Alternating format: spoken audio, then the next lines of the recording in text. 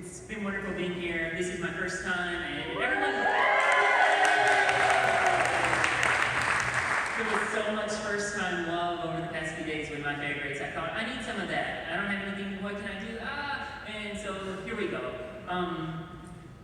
So here's a related race problem I did earlier in the summer in a calculus class. What do you think is the most difficult part of this problem for students?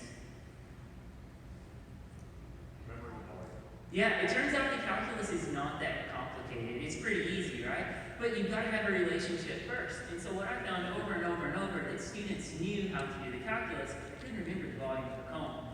That's really frustrating to me, and I think it was really frustrating to them. And so I've been looking for ways. How do we get these little facts that we just have to have? How do we get those? And so one tool that I found that I really like is Quizlet Live. And so you may have, I'm sure you've seen Quizlet in the flashcards, and those are okay. But Quizlet Live is a new collaborative feature, or I say new, it's been around for a few years. And I really like using this in class. And so it looks just like anything else you might do where students have devices. They go put their code in on the website, and then you shuffle the teams. I love that this does visually random grouping for you. It does it automatically. And so in a class of 30, you just hit go, and it puts them in teams of 4. They split up. And then they see screens that look like this. So they have to shuffle around in the classroom. They go get together in a group, and they see the screen. The one on the left is what the student would actually see. So you've got a question. There's 12 blanks there. They've got 3 answers that they can see, and then their other teammates would also have 3 answers. And so you don't necessarily have the right answer in your group of 3, right? Because there's 12 different answers, and they're split up among the four team members. So it forces collaboration. Now, I would never use a problem like this that requires collaboration.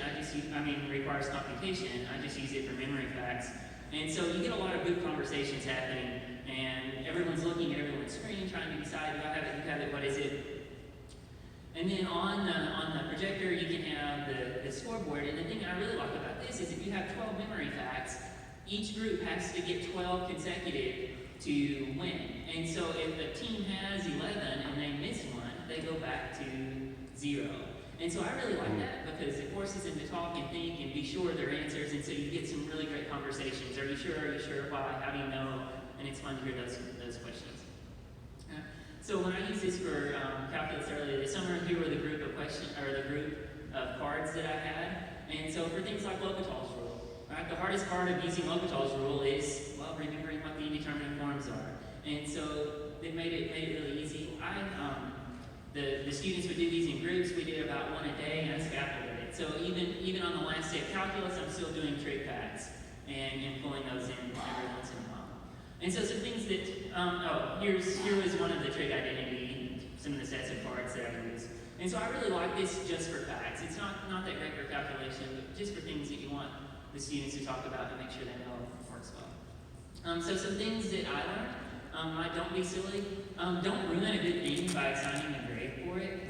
Because I tried this at first and had little memory quizzes where individually I had them write down definitions, and that just really took all of the joy for it. What I found is that when we did this in groups collaboratively, they really got into it, the students really got into it, and it worked well. The other thing I found is that a big bag of sweet tarts at the beginning of the year is awesome because it's amazing how learners of any age will do things for candy. And spiraling works really nice too, so you keep the same facts going the entire year. And so what I found is, after doing this with a few classes, that students do remember the small things. It wasn't very much extra work for me. I never took a grade, but I found when I published these cards, after we were doing them in class, a lot of students who knew they needed help remembering would go home and practice the cards too. And you got those small things out of the way so that we could get to the fun stuff. And so I really love it for that. Thank you.